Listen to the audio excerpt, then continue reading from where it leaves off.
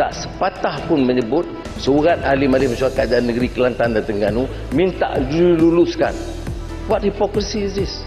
Perdana Menteri bidas pembangkang kecoh pasal surat sokongan, tetapi pemimpinnya sendiri minta syarikat tertentu diberikan projek.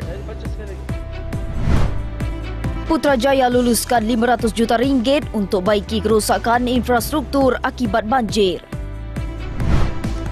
Juga kematian pelatih Palapes UTM diklasifikasikan semula sebagai kes bunuh.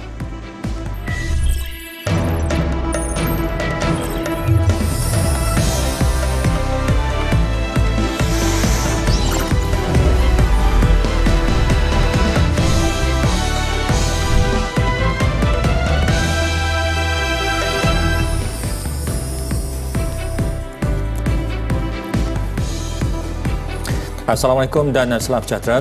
Perdana Menteri mendedahkan beliau menerima 2 surat berasingan daripada Exco Kelantan dan Terengganu yang meminta kelulusan projek untuk syarikat tertentu. Datuk Seri Anwar Ibrahim berkata permohonan meminta kelulusan terus seperti itu jelas tidak beretika.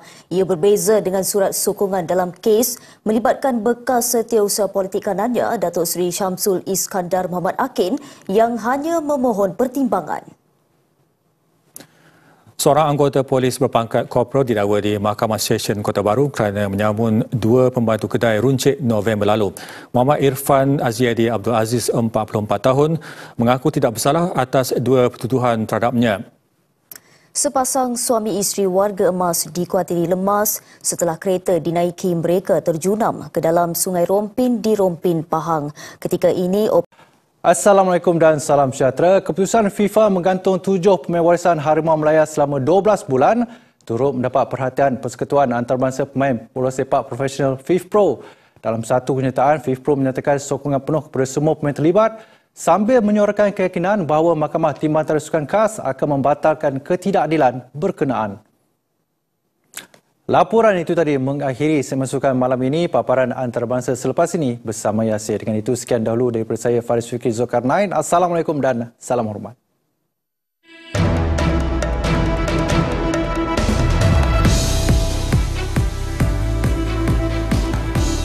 Terima kasih Faris. Perkembangan banjir di Asia menyaksikan angka korban meningkat kepada lebih 1,200 bangsa melibatkan Indonesia, Sri Lanka dan Thailand.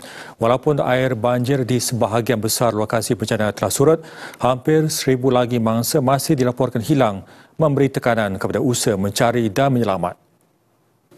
Sekian buletin utama. Sebelum berpisah, saksikan visual pemasangan jambatan gantung baru hampir 4,000 meter dari aras laut di puncak Banjaran Alps. Dengan itu, salam hormat. Assalamualaikum.